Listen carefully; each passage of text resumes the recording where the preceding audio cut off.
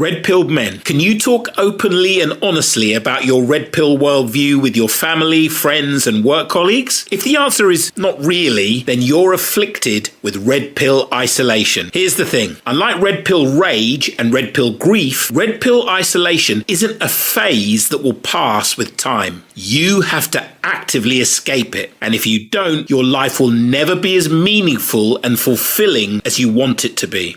Oh, shit. In this video, you'll learn why escaping your Red Pill isolation is absolutely essential for a meaningful and fulfilling life. That's right, I said it! Plus, you'll learn the cheat code to escaping it. Yes! Yes! Make it so. I'm Paradox, and after getting red pilled by divorce rape in 2002, I experienced 9 months of red pill isolation so extreme that I ended up penniless, homeless, friendless, and living in a park. Damn! But after discovering the cheat code and escaping my isolation, I've been blessed to enjoy 23 years and counting of the most meaningful and fulfilling life I could have ever dreamed of.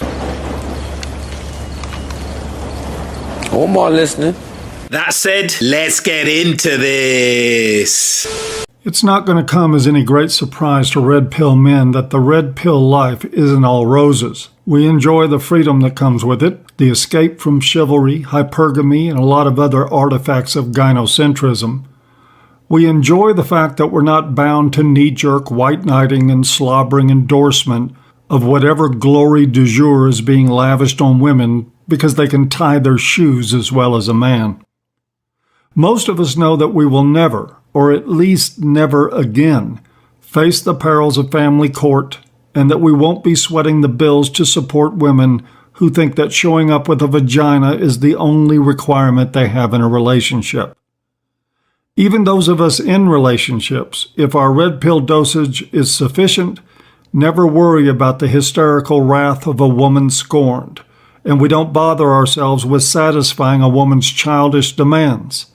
We are perfectly prepared to invite her to seek that kind of satisfaction elsewhere from someone else, self-loathing enough to bend to that kind of infantile pressure. We don't sleep on sofas because a woman is displeased, and we don't retreat into a doghouse for anyone. In short, as far as lives go, it's a pretty good one. If you sense a but coming, you do so correctly. There's another side to red pill life, a cost that comes with the shattering of the old paradigm. I've discussed this in the past, doing videos on the red pill rage and red pill grief, both familiar topics to red pill men. In those videos, I did my best to paint the picture of both phenomena as processes, anger and grief both being transient states for the most part. We can get stuck in either with results that are counterproductive, but in general we expect them to pass, and we expect to move on to a less angry, less depressed state of being.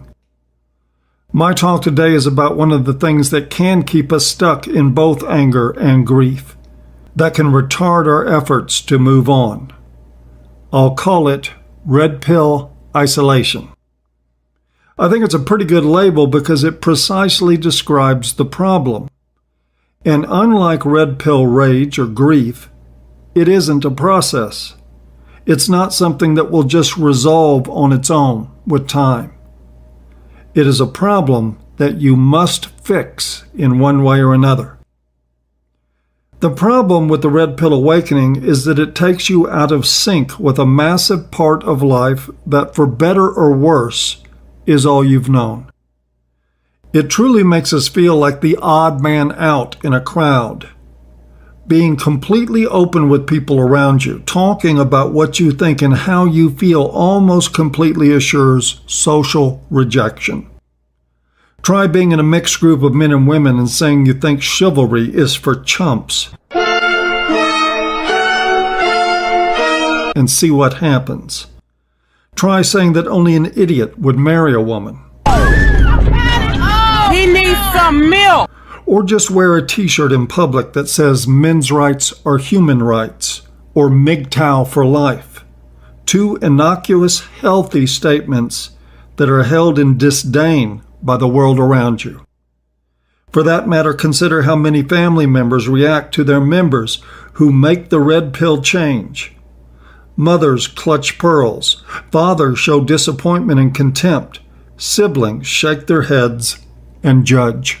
I see it here in the comments and get emails on a regular basis about how going red pill creates hardship and division between family members. I hear a lot more frequently about men who opt to say nothing to friends and family about their red pill experience because they can easily predict a hostile reaction, followed by some form of rejection. The same is even more true in the employment setting.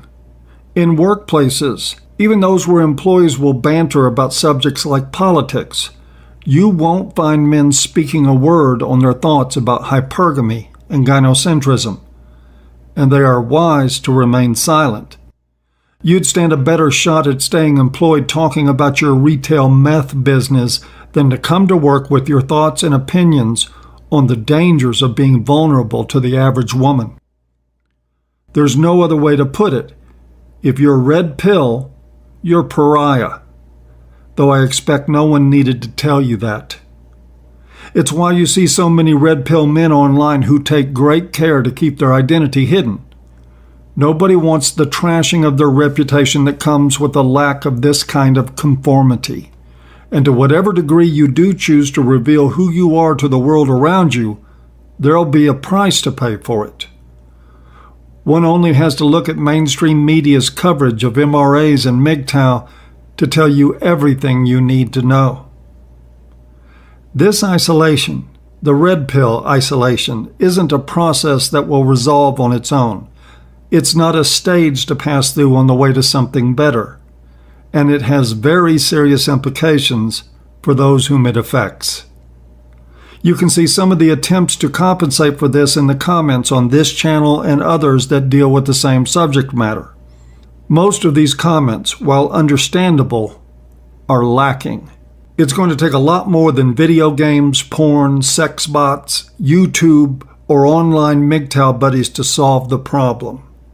In fact, if we're not careful, some of those understandable alternatives to human contact can become unhealthy allies in our quest to fill in the missing gaps. Human beings, with very few exceptions, need other human beings.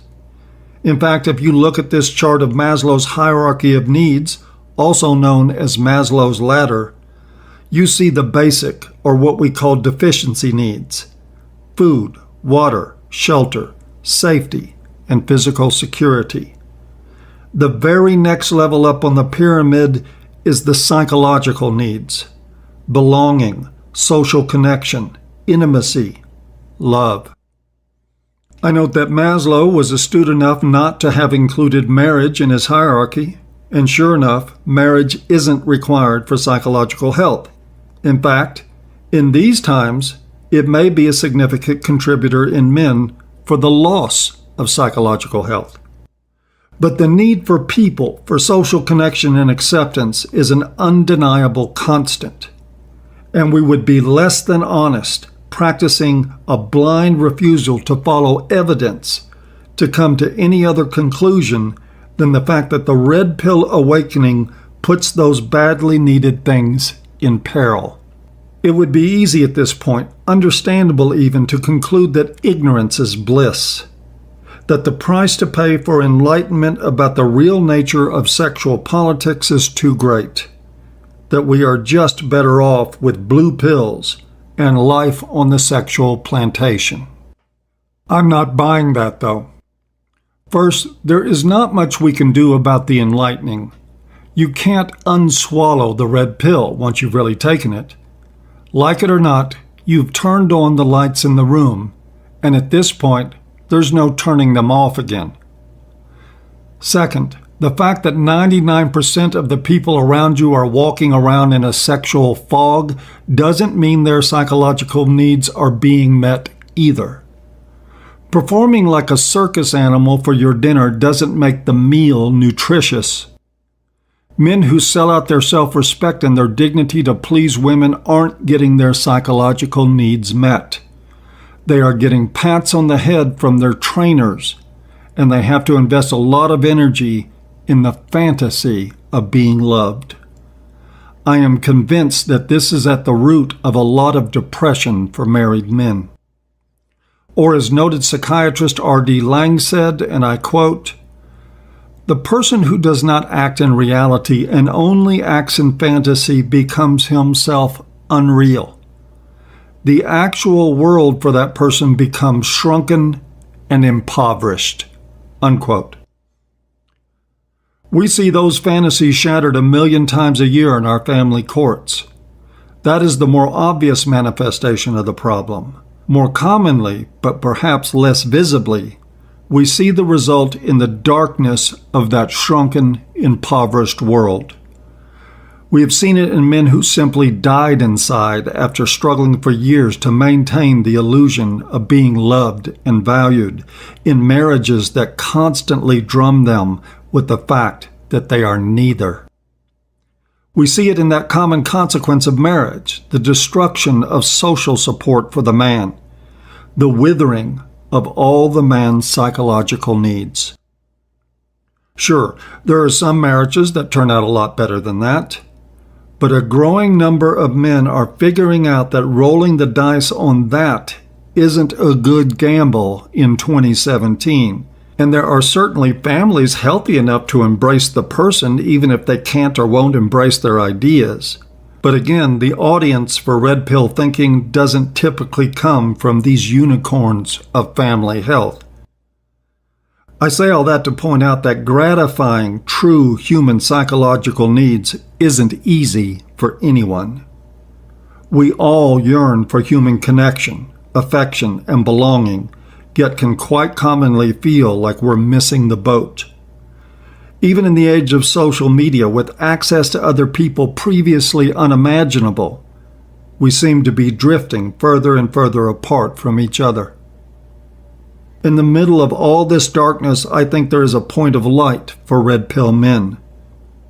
Red pill men should have the easier go of this hard road because their relationships aren't grounded on fantasy. They have been down that path, and they've seen it fall apart. Indeed, that is what brought them to this place. And they have a job ahead of them in carving out a place in life where the needs for social connection are not met at the cost of living lies. Sadly, I think the trauma that so often leads men to go their own way also sours them on humanity. Thus, we see the push for the artificial remedies, and while no one in their right mind would stand in harsh judgment about men seeking refuge in those things, our need for each other remains as it always has. Maslow's ladder withstood the test of time. Obviously, each man who beats the red pill isolation will have his own way of doing it. I think, though, if my own path is any indication, that it requires the willingness to risk, to roll the dice on people, even though people are more often a source of disappointment than satisfaction. That reality only proves that we face the same dilemmas as blue pill men, only our radar for the disappointments is a little sharper. The point about Maslow's ladder is that it charts the path to human self-actualization, or the realization of achieving your full human potential, including, importantly, the creative elements of your existence.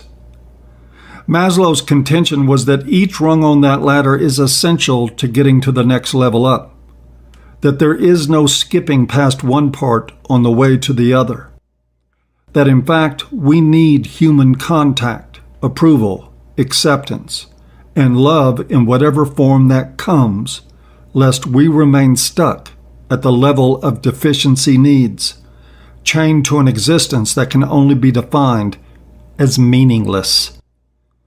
I think he was right. We don't need commitment to women to forge that path, but we do need people. It's my hope for the men who follow this channel and who find whatever meaning serves them in the material, that they consider this on their red pill journey. That in coming to avoid that which has harmed them in life, they don't cut themselves off from the things and from the people that will heal them. I'm not saying it's easy, I'm just saying there's nowhere else to go.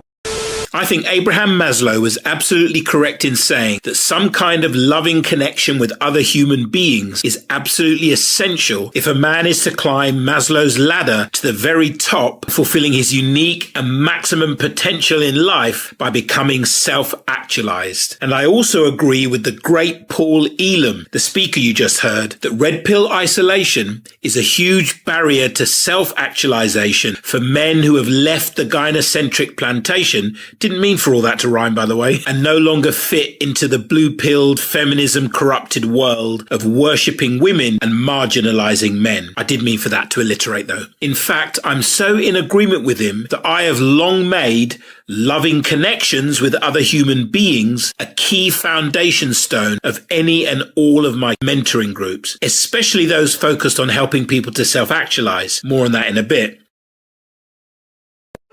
What the hell was that? But first, I want to give some props to the great Paul Elam. I make a point of saying the great Paul Elam whenever I mention his name, because in my opinion, he is one of those rare human beings that has not only earned that honorific, but continues to live up to it day after day for nearly 2 decades. If you don't know who he is, Paul Elam is the founder of A Voice for Men, the flagship website of the men's human rights advocacy movement, a red pill movement that parallels MGTOW.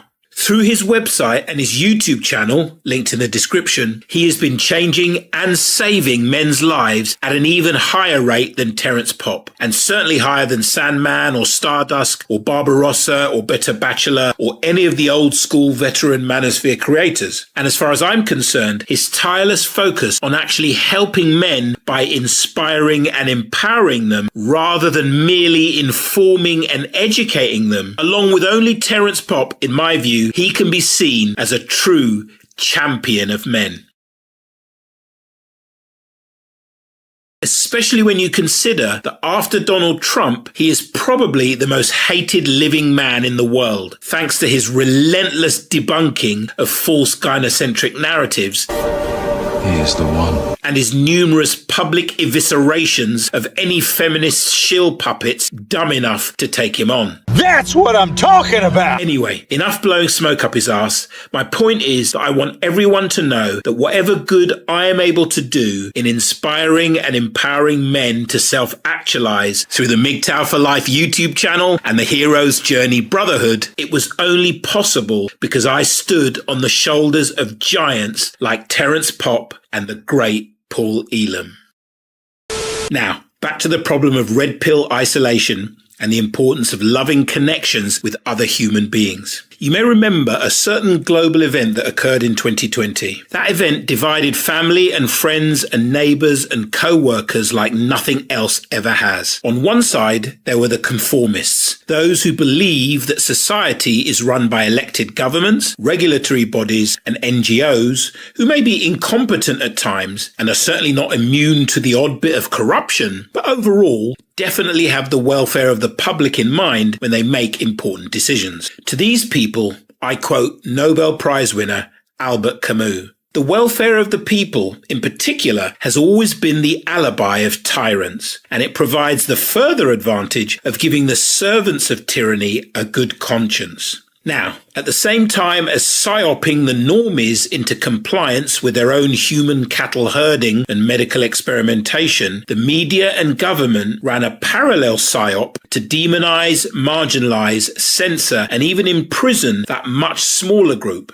the non-conformists. These were the people who could see clearly from very early on that the whole thing was an obvious bullshit power grab by the ruling elites, designed to erode our human rights even further, assert 1984 levels of totalitarian control over our ability to gather together, even in our own homes, and over our social media communications. Not to mention enabling the creation of a biological surveillance state to go along with the already extant technological surveillance state. And boy, did this psyop work.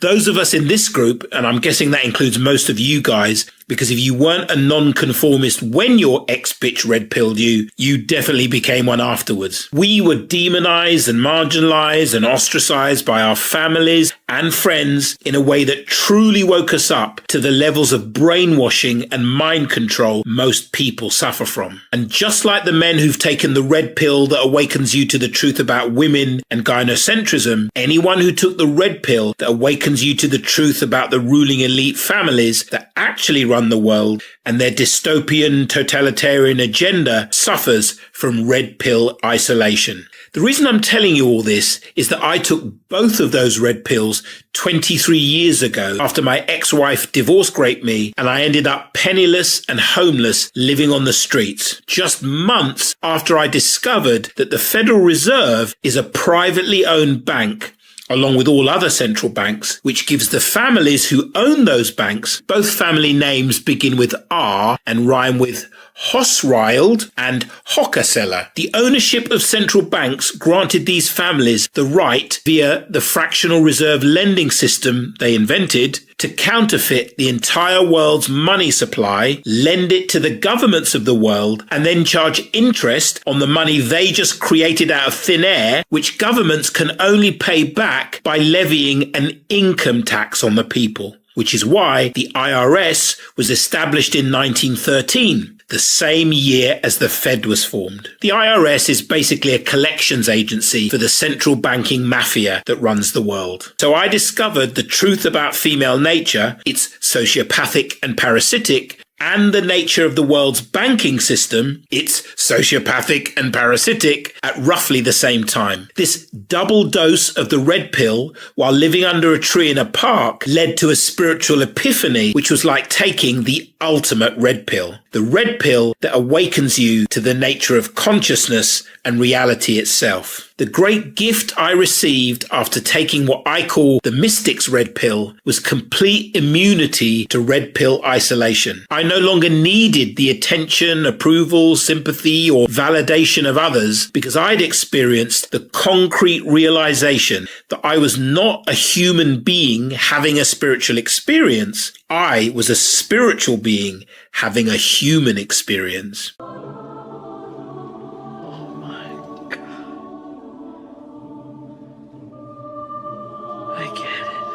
And as such, what other people thought or said about me just didn't matter. It doesn't matter what you think! All that mattered was me being true to my true spiritual identity, what you might call my soul, and being true to my higher spiritual purpose, what you might call my raison d'être, or reason for being, or simply put, my why.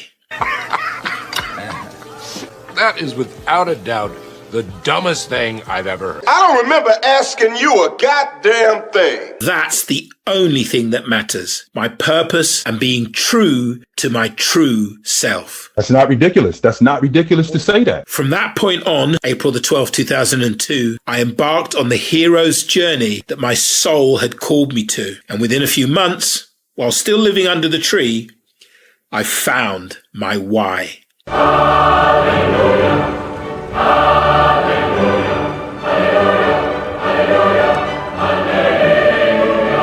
And for the next 23 years and counting, I've lived the life I was born to live. A rich, meaningful and fulfilling life of adventure in which I've never felt isolated. So, 17 years later, when that thing that happened in 2020 happened, that you still can't talk about honestly and openly, I started doing live streams on Facebook and YouTube to support and inspire people who were being demonized and marginalized and ostracized by their friends and families and neighbors and even at their jobs. I taught my viewers the thought mastery and emotional mastery practices that I developed in the park when I was completely isolated and alone. These practices not only gave me a sense of inner peace, but to my complete surprise at the time, the blazing fire of creative joy. The reason I have no fear of ostracism, which is one of the deepest and most ancient of human fears, is because I was forced to walk through that fear during the 7 months I lived under that tree in the park. Because not only had my ex-wife cheated on me and then divorce raped me, but she accused me of abusing her to our friends and families, which led to my mum disowning me me, the rest of my family shunning me, and all but one of my friends turning their back on me. So by the time I went to live under that tree, I was as red pill isolated as it's possible to be. Anyway, back to 2020 and my new live streams. I taught my viewers the practices and exercises I developed to master the anxious thoughts and uncomfortable emotions that make us perceive the need for the attention, approval, and validation of others.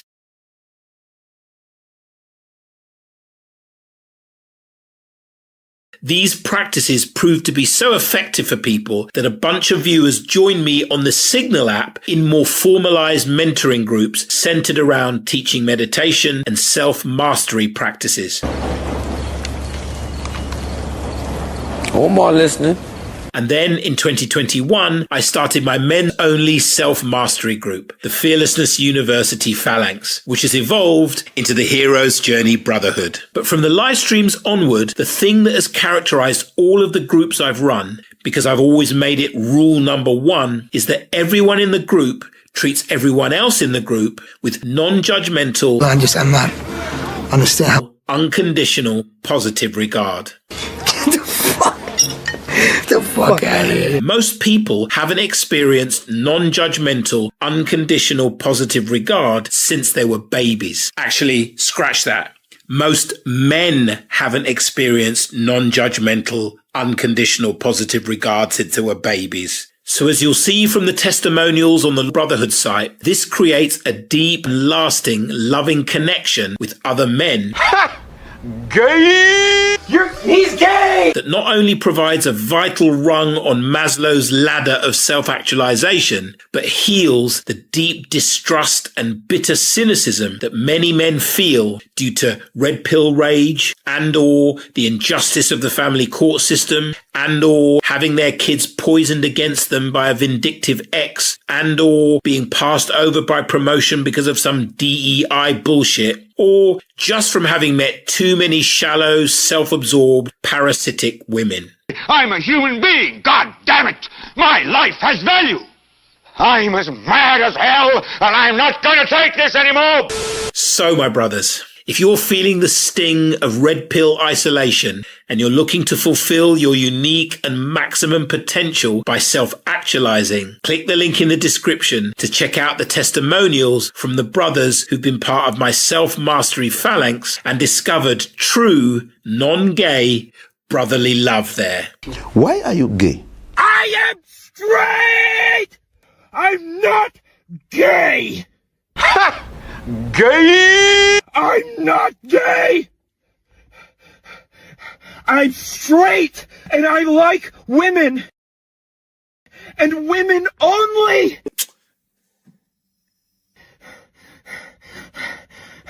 There's nothing wrong with being gay, but I'm not!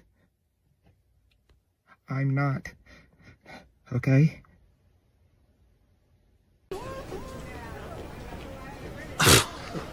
Wow. All I can tell you, sir, is that he's gay. Gay! Gay! Thanks for watching. See you in the next one. God, we should walk away from this. Hold on.